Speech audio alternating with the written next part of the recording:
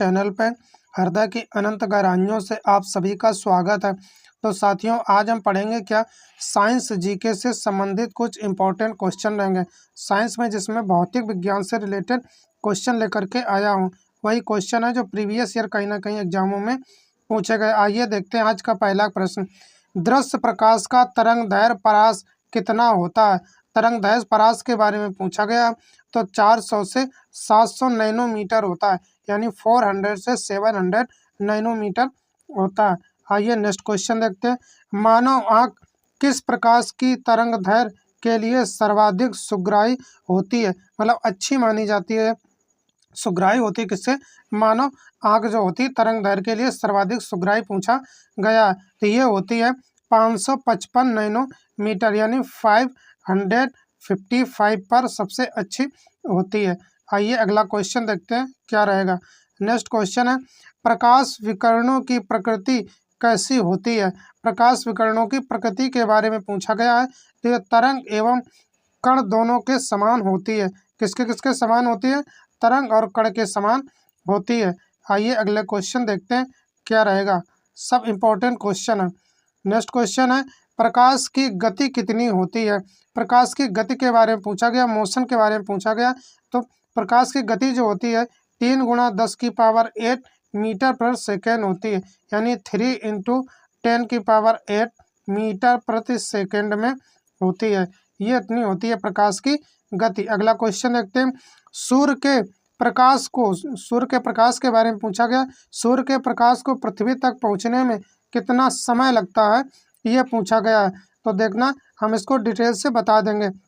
अगर वैसे सेकंड में अगर देखा जाए तो 500 सेकंड लगते हैं, यानी 500 सेकंड लगते हैं सूर्य का प्रकाश पृथ्वी तक पहुंचने में। अगर मिनट के हिसाब से देखते हैं तो 8.5 मिनट लगता है। इसको किस तरीके से कैलकुलेट करेंगे, इसको देख लेते हैं। अगर हम 500 में किससे 500 सेकेंड है, अगर हम इसको मिनट में निकालना चाहें तो हम 60 से यानी 60 से भाग दे देंगे। 1 0 से 0 कर जाएगा। 8 6 48, यानी 8 आ गया। 48 2 50, 2 बता पॉइंट लगा देंगे और इसके बाद हम फिर कर देंगे तो 3 6 18, यानी 3.5 मिनट, यानी 8.5 मिनट लगभग होता है। अगर हम इसको सेकेंड में निकाल के देखते हैं, चलो देखते हैं। तो 60 से भाग करते हैं 500 में, तो हम देख लेते हैं मिनट और सेकेंड में भी कैसे निकाला जाता है। तो इसको देखते हैं तो 8 6 48, यानी 480 हो जाता है। अगर इसको हम सब्सट्रैक्ट करेंगे, घटाएंगे, तो 0 में 0 चला जाएगा। इसके बाद 0 में 8 जाएगा नहीं तो कैरी लेंगे। 5 से 1 यहाँ 10 हो जाएगा, 10 में 8 चलेगा 2, यहाँ बचेगा 4 0। तो ये हमारा हो जाएगा मिनट में और ये हो जाएगा सेकेंड में। अगर हम मिनट और सेकेंड में देखते हैं तो कितना समय लगता है? 8 मिनट और 20 सेकेंड समय लगता है सूर्य के प्रकाश को पृथ्वी तक पहुंचने में। तो इस तरीके से हम कैलकुलेट कर लेते हैं, सीखते हैं। तो आप लोगों को ये समझ में आ गया होगा कि 8 मिनट 20 सेकेंड का समय लगता है। दोनों में हमने निकाल के आप लोगों को बता दिया। आइए अगला क्वेश्चन देखते हैं क्या रहेगा। नेक्स्ट क्वेश्चन है, जब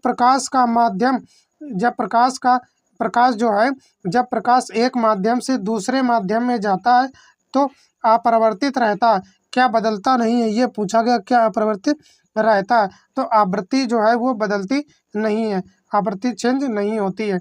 आइए नेक्स्ट क्वेश्चन देखते हैं क्या रहेगा। अगला क्वेश्चन है, प्रकाश तंतु किस सिद्धांत पर कार्य करता है? प्रकाश तंतु के बारे में पूछा गया। सिद्धांत किस प्रिंसिपल पर कार्य करता है? तो पूर्ण आंतरिक परावर्तन, टोटल रिफ्लेक्शन पर कार्य करता है। नेक्स्ट क्वेश्चन देखते हैं अगला क्वेश्चन क्या रहेगा। नेक्स्ट क्वेश्चन है, मृग मरीचिका का क्या कारण है?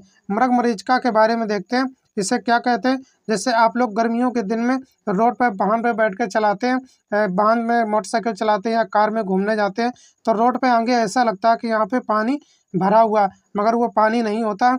ये इसे ही मृग मरीचिका कहा जाता है। ये क्यों होता है? तो पूर्ण आंतरिक परावर्तन के कारण होता है, टोटल रिफ्लेक्शन के कारण ये ऐसा दिखाई देता है, मगर पानी नहीं होता। नेक्स्ट क्वेश्चन देखते हैं, दूरदर्शन के संकेत एक निश्चित दूरी के बाद नहीं मिल पाते हैं, इसका क्या कारण है? दूरदर्शन यानी अगर हम लोग बाजा रेडियो बजाते हैं तो कभी कभी सिग्नल नहीं आ पाते हैं, तो आवाज़ नहीं आती, इसका क्या कारण है? तब पृथ्वी की सतह का वक्राकार होना। पृथ्वी की सतह कैसी है? वक्राकार होने के कारण ये सिग्नल या संकेत नहीं आ पाते हैं। नेक्स्ट क्वेश्चन देखते हैं क्या रहेगा। अगला क्वेश्चन है, दूरदर्शन प्रसारण में श्रव्य संकेतों का प्रेषण करने के लिए किस तकनीकी का प्रयोग किया जाता है? किस टेक्निक का प्रयोग किया जाता है, ये पूछा गया। कौन सा श्रव्य संकेतों का प्रेषण करने के लिए? चलो देखते हैं। तो इसका राइट आंसर आएगा आवृत्ति मॉड्यूलन। आवृत्ति मॉड्यूलन के कारण ये होता है, दूरदर्शन प्रसारण में द्रव्य संकेतों का प्रेषण होता है। आइए अगला क्वेश्चन देखते हैं। दृष्टि पटल पर कैसा चित्र बनता है? दृष्टि जो हम लोग देखते हैं उसमें कैसा चित्र बनता है?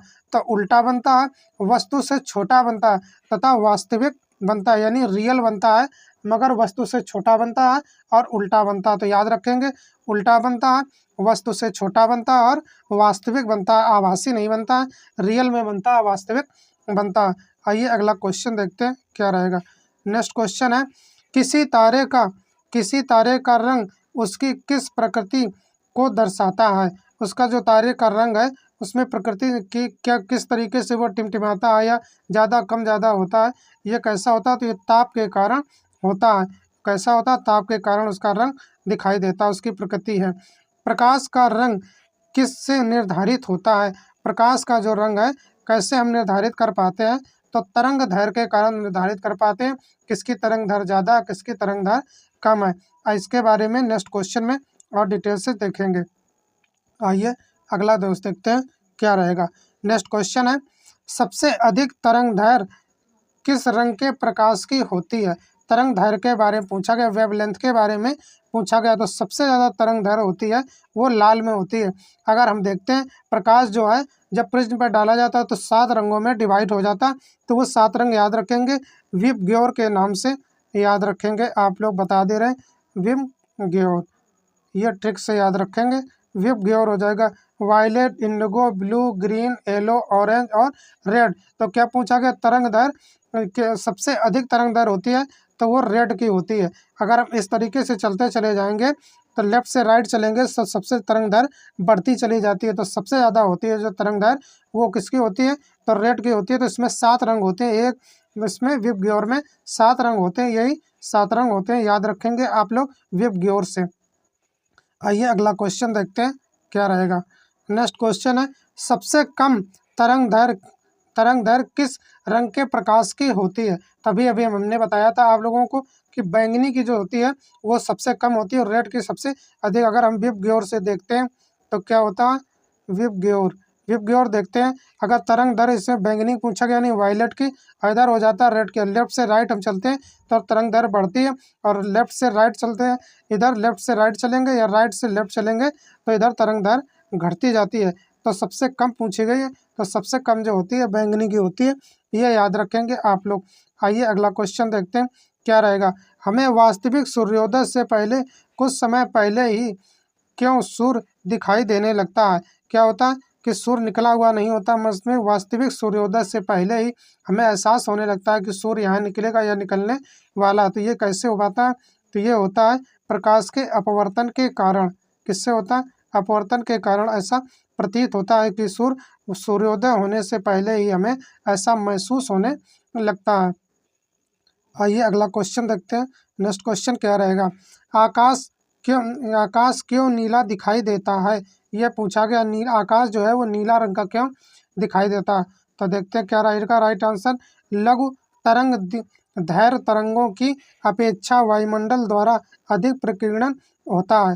तो लघु तरंग दैर्घ्य तरंगों की अपेक्षा कैसा वायुमंडल द्वारा अधिक प्रकीर्णन होता है, यानी फैलता है। इसी के कारण क्या होता है, आकाश नीला दिखाई देता है। नेक्स्ट क्वेश्चन देखते हैं, वाहनों में पृष्ठ दर्पण के रूप में किस दर्पण का प्रयोग किया जाता है? पृष्ठ देखते हैं, वाहनों में जो साइड शीशा लगा होता है उसमें किसका दर्पण का प्रयोग किया जाता है? तो उसमें प्रयोग किया जाता है उत्तल दर्पण का। याद रखेंगे, जो साइड शीशा होते हैं वाहनों में ट्रक रग में जो लगे होते हैं पीछे देखने के लिए वाहनों को, उसमें उत्तल लेंस का प्रयोग किया जाता है। आइए अगला क्वेश्चन देखते हैं क्या रहेगा। नेक्स्ट क्वेश्चन है, दाढ़ी बनाने के लिए किस दर्पण का प्रयोग किया जाता है? तो दाढ़ी बनाते हैं, जो शेप बनाते हैं तो उसमें किस दर्पण का प्रयोग करते हैं? नाई लोग तो इसमें प्रयोग किया जाता है। कौन किया जाता है? अवतल दर्पण का प्रयोग किया जाता है। जो कटिंग वाले होते हैं वे अवतल दर्पण का प्रयोग करते हैं दाढ़ी बनाने में। आइए अगला क्वेश्चन देखते हैं। खगोलीय दूरदर्शी में कैसा प्रतिबिंब बनता है? जो खगोलीय शास्त्र होते हैं, खगोलीय दूरदर्शी जो होते हैं उसमें कैसा प्रतिबिंब बनता है यह पूछा गया। तो उसमें काल्पनिक बनता है और बड़ा बनता है। कैसा बनता है? काल्पनिक बनता है और बड़ा बनता है, इमेजिनरी बनता है, मगर बनता कैसा है? बड़ा बनता है। आइए अगला क्वेश्चन देखते हैं।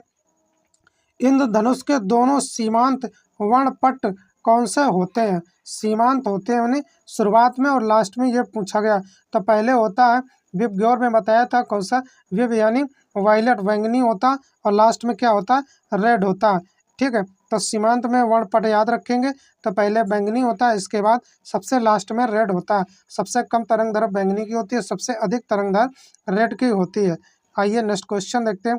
अगला क्वेश्चन है, जल में वायु का बुलबुला किस लेंस की भांति व्यवहार करता है? जल में जो बुलबुला उड़ता है वो किस लेंस की भांति व्यवहार करता? तो अवतल लेंस की भांति व्यवहार करता है। ये आप लोग याद रखेंगे। अच्छा क्वेश्चन है, एग्जाम में भी पूछा गया है। नेक्स्ट क्वेश्चन देखते हैं। किसी व्यक्ति का पूरा प्रतिबिंब देखने के लिए समतल दर्पण की न्यूनतम ऊंचाई कितनी होनी चाहिए?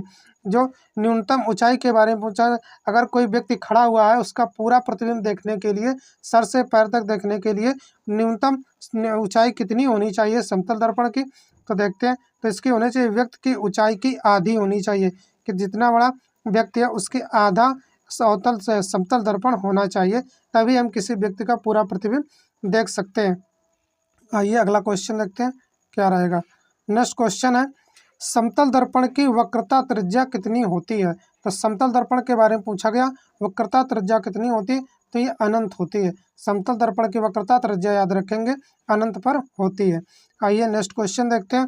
दूरदृष्टि दोष के लिए किस लेंस का प्रयोग किया जाता है? दूरदृष्टि के बारे में पूछा गया, निकट दृष्टि दोष के बारे में नहीं पूछा गया।